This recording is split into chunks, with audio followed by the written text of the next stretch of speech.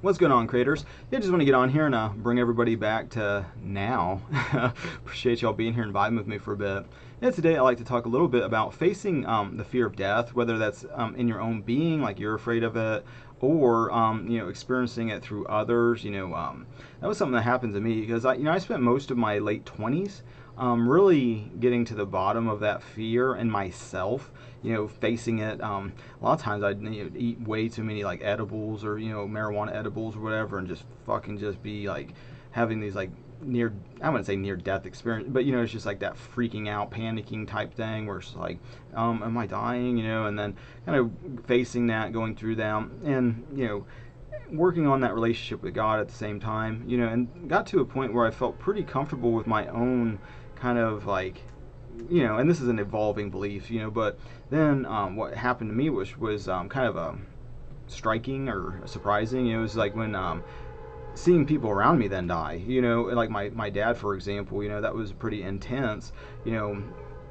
for myself, like, oh, I always like was thinking about myself dying, myself, and this and that, and then that kind of stuff happened, and I was like, oh shit, and at the same time, through all that, and I got like a 19-year-old dog that's got a bunch of drama going on, and who knows what's going on, and how much time is left, but using any of these types of things that are happening, my neighbor's mom, I don't remember how old she was, but she just died the other week, which has been kind of, sad for them, because of, that's a pretty intense loss, I guess, with, but even with like, the quote unquote loss, a lot of it has to do with the narratives and the stories and the beliefs that we hold in the face of these external conditions. And so all of those are subject to be either let go of, surrendered, replaced. But if you refuse to kind of be mindful about it and choose to let go of it, these things can then have an effect of like causing a lot of despair, sadness, grief. All these types of negative emotions, and it really just boils down to your belief about it. And so you can start to evolve these beliefs, especially when you're being confronted with it.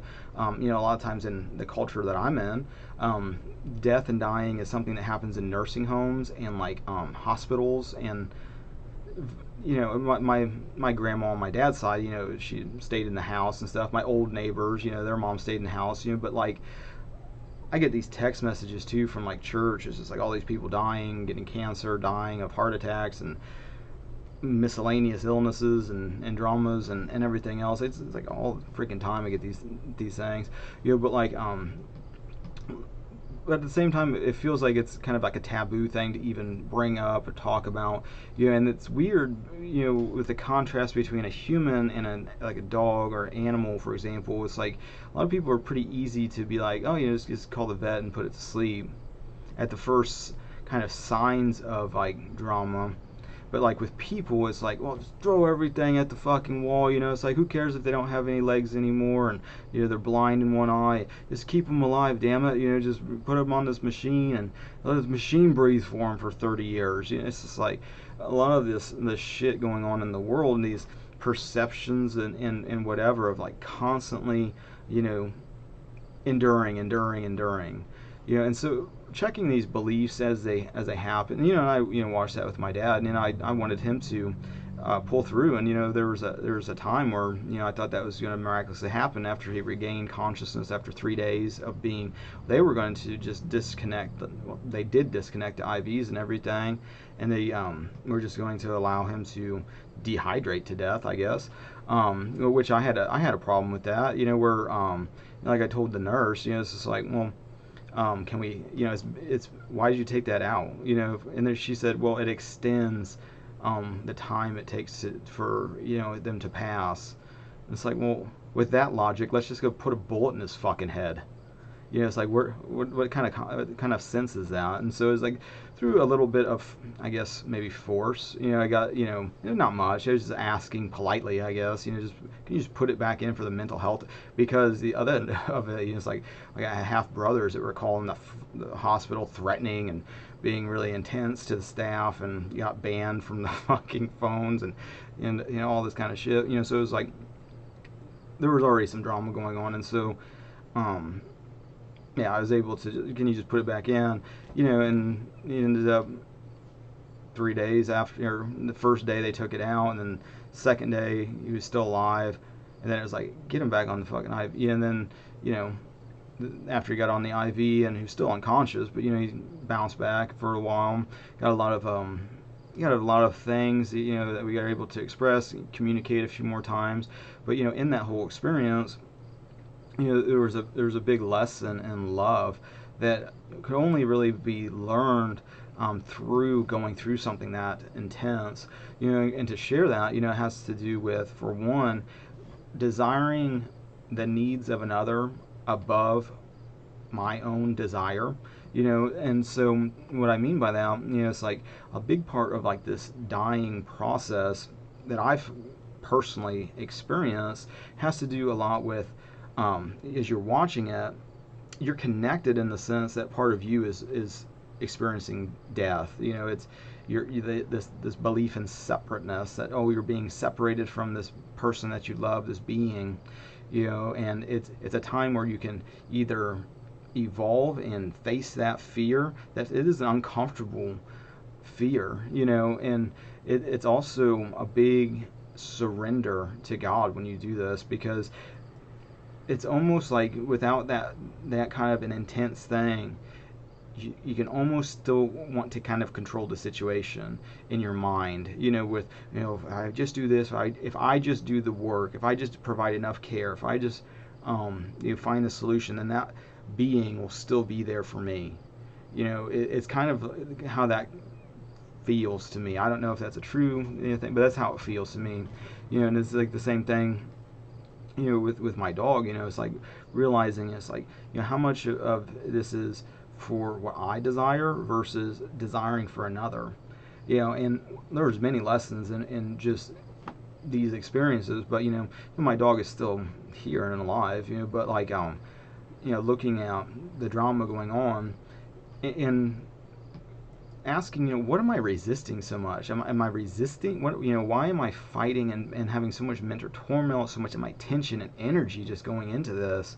You know, which I know from personal experience then grows the fucking problem. You know, so it's like, the more it's like, oh, I'm reacting. I'm not trusting that God does the work, for example. You know, I'm feeling separate from the other being. I'm feeling separate and alone, isolated. I'm telling myself a bunch of mental stories that feel awful because they're not true, but they're just beliefs that are being brought to the surface. You know, if you're able to be mindful and still and practice that, it becomes easier and easier to disconnect who you believe yourself to be from your thoughts, because so much of the old slave mind identifies being with the stream of thought, versus being able to realize that you are the observer of the thoughts, and you're the observer of the emotions too. You know, once you start kind of putting that to practice more and more, so being able to not have a thought or a belief, which is just a thought you've thought many times and believe to be true, that your faith is in it, and so it has a little bit more of a sway when it comes to your energies of emotions, you know. But as you become more and more able to distinguish between a thought that feels like a lie, that feels like some programming from the Matrix, you know, it was a gradual thing for me, where it's like, okay, and in that realization is like realizing there's a process, something's going on that's bigger than what I understand. My perspective is right here, you know, and that's another example of a realization that can transmute a limiting belief into a more empowering belief. Not to say that even that belief is the top belief, because this is a growing and evolving process, because as you get to one and you learn through knowledge and experience, and you level up a little bit, and you're broaden your scope of what you believe is actually going on. But you know, when it comes to like death and dying, that fear, you know, is a big puppet strings that, you know, a lot of people get reactive to it, including myself. You know, I'm not saying I'm immune from this, especially when, you know, facing shit with, you know, people that share a special bond, you know. And like but at the same time, checking the thoughts, the stream of consciousness about the event. Checking, are you constantly, how much time do I got left? Do I got a couple hours? Do I got a couple days? A week? Got a month? What's going on? How long is this going to, it's only ever now. So it's like, you got to check your mind, especially if you're spinning out, and asking God to help enlighten you to what is the heavenly perspective on this. I mean, I'm experiencing a lot of fear and resistance towards just because it's almost like the old slave mind puts the body as, this is it, this is what you are, which that's not what you are, and realizing that that's not what the things around you are either. They aren't just this consciousness. From when my dad eventually, did, pass into the next realm, it was a realization of, it's like, God puts on all these forms, but when it's time, it just takes the form off and merges back with the one consciousness, and at the same time shows you this relationship dynamic that you could only really learn through form. It's like, how do you know what a friend is unless you experience that? All of these things that feel good about other people are attributes to start looking at, as far as heavenly attributes, the fruits of the Spirit that we're in discerning. It's shared to look at the fruits of people's lifestyle. Maybe is the easiest way to kind of put it out there, and see if that's something you want to emulate, or if that looks like a weed. So it's like, okay, well, all of these like attributes of, like, friendship, love, compassion, joy, there was lessons I had learned, just even now, just going through this process with my dog, I provided more care to my dog than I have done to any human. And it's like not even close. It's like not even my own father. It's like I didn't bathe my dad or wipe his ass or any of this type of shit, and I don't think he wanted me to be honest. It's like, not that I wouldn't do that, but that's just not how he was. I don't, and it's kind of like how I am with things. It's like, I don't want anybody to fuck but someone did, the nurses did, and they took care of him and everything, and they were female nurses, so, he got to, hit on them and shit, or, just be friendly and flirty and whatever, and that, who am I to, say anything about that, I'm glad they were there to do that, but, with my dog, it's a totally different thing. It's been a lot of care, and it's been a lot of not sleeping, just because the sleep cycles, and I've been on the couch, tending to the dog whenever it's, in distress and everything. And so in all these events, you can start to get lost in the old slave mind of, oh, I'm losing this being, I will never see them again, this is hopeless, the despair, all these negative, stories and everything. When you can start to look at as entirely differently of, like, oh, this will be the best thing that they've ever experienced. They'll be free to continue their evolution, to be, do, and have anything, and they're all part of God's consciousness, and God's not going anywhere, so it's like they'll never be destroyed because they're part of the one consciousness, if that makes sense. It makes more and more sense the more that you work on your relationship with your Creator, and see how all these things in the physical are mirroring the spiritual and ultimately this heavenly dynamic.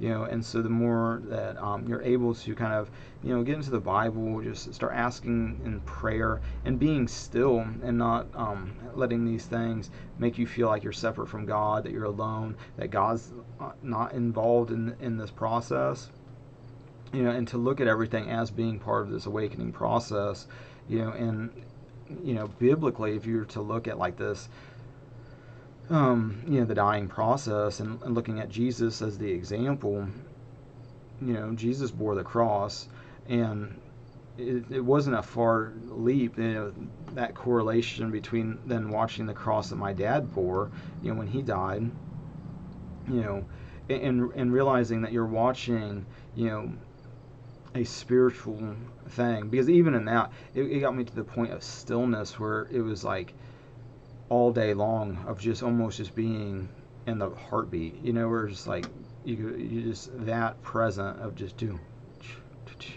and you're wondering, well, is the life in you the pump or the rest? You really start, is it the flow of blood that makes you conscious? It's like, yeah, that's another fucking big deep rabbit hole. But like, in facing whatever's hitting your awareness, the suffering involved, is going both ways. So it's like you might be watching someone that you perceive as suffering, and you're projecting your own suffering onto them, which is, I think, a lot of what we do with animals. And it's hard to know for sure, but it's like I had these ducks. We got all the chickens outside. We got this like little kid pool where we had these two ducks. And before they got really aggressive and rapey towards the chickens, they spent a lot of time just swimming and shit. But when winter came and it started getting cold, there'd be ice, maybe an inch thick. No, maybe not that thick, but thick enough where you take the end of a shovel and have to really fucking bash at it to break the ice. And I'd break the ice so that they could get some water and stuff like that. And it was cold. I mean, it wasn't like a little bit cold. And like I broke this ice. Next thing you know, the ducks just went in the water and just stood there in the ice water. It's like, what the fuck? Are you insane? And then at the same time, there was like snow and cold shit, on the ground and everything. And it's like, so you're gonna jump in this water, stand in there, and then walk out and have to deal with the cold. So that projecting how you would deal with things versus the adaptations of different animals to be able to function in different environments. It's like, you got to really just focus in, not on what you're projecting onto the situation, but ask God what to do. Honestly, that's the biggest and best advice, is to go within and ask, because you already know what to do. But when you get into like these situations where it's like you're feeling a lot of despair, hopelessness, fear, that's the time to face the fear and not to run from it, because it's there in your consciousness to be conquered, on a lot of different levels. I feel like a stumbling block of sometimes it's like the law of assumption crowd and like the manifesting crowd and some of these types of things. It disregards the fact that so much of what we've already created in our life has been unconsciously creating these limiting beliefs and patterns that suck. And they're based on being reactive to fear and creating more fear and doubling down on it. So it's like, until you let go of a lot of those identity beliefs and assumptions, you just keep recreating the same dramas and chaos and the same shitty feelings and all that kind of stuff. And so much of like what you try to manifest to match or to mask those shitty cycles doesn't actually get to the core beliefs of separation and fear, and continue in this belief that you're separate from your creator when you're connected, and that connection is within you, as Jesus would say. And so definitely use everything that's going on as an opportunity to let go of limiting beliefs and assumptions. Do that in connection, correlation with your creator, spiritually. Try to get some understanding, because you'll get understanding and you'll get the answers. And instead of doubling down on despair, just like when my dad died, it's like, I don't think of him as being like dead. It's like, I don't think of him just because his body isn't present. You can still, through the subconscious, connect with the energies and essences of people, and loved ones, because they already exist within you. The form, the externalized version of them, is just a unique symbol, like a symbol of God. If you look at things like that, it makes it easier to realize that that they were just a part of God that was being expressed in this relationship and through many relationships. Getting because when it comes to like that whole situation with my dad, at the time, it felt like God was still kind of like maybe judgmental or like angry or like out to make you suffer, shit like that. And those are all limiting beliefs that I was carrying and holding on to.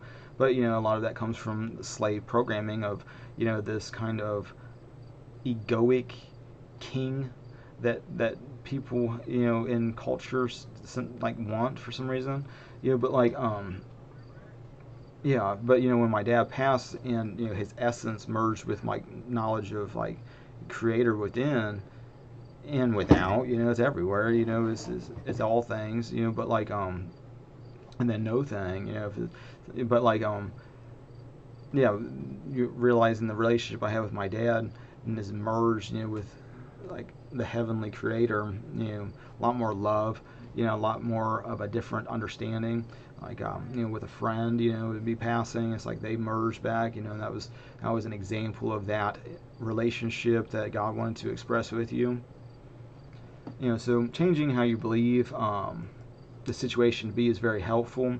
It can get you from a point of feeling despair and hopeless and sad to actually wanting for somebody else the same that you want for yourself. And what I mean by that is it's like, it's easy to want the other person to continue to endure for the sake of your relationship because of how it makes you feel to be around them and everything else. But it's another when you want for them to be able to be, do, and have anything that they want, to be like a master or whatever, it's like to evolve their consciousness and their soul. However, God has that plan. It's like that's not really for us, I guess, to know. It's for the person on or being, form to continue on their natural evolution of consciousness to express love in more and more obvious ways and form. But that's just kind of my 2 cents on the situation, and hopefully that's helpful. I think I'm gonna balance. I got a bunch of tomatoes, to cut up and make for salsa. We got all of our tomatoes in our yard just grew naturally. We've been having tomatoes though every year, for a long, multiple years, and like this year we didn't really have that much time in the spring because I got so busy with like handyman jobs. My wife, she's like really expanded the cleaning business of our like handyman business, so she's like really in charge of like all these cleaning jobs. You got my stepdaughters, involved in the cleaning business and everything, which is nice to watch that evolution, watch that grow, and watch her. I just don't want her to get like over. I just want the best for her, ultimately. But like, so there wasn't enough time, to till up the, we had the chickens, everything. It was just too much shit. But then, just naturally, all these tomatoes just started growing. We just let them go, and we got a shitload of tomatoes, and I got to get them cut up before they start, being unable. But the thing with having chickens, they like tomatoes like you wouldn't believe. And so, with that being said, I think I'm gonna bounce. So, thanks everybody for liking, sharing, subscribing, commenting, all the social networking things. I appreciate your spiritual support and your financial support. Thank you for that. And until the next now, God bless.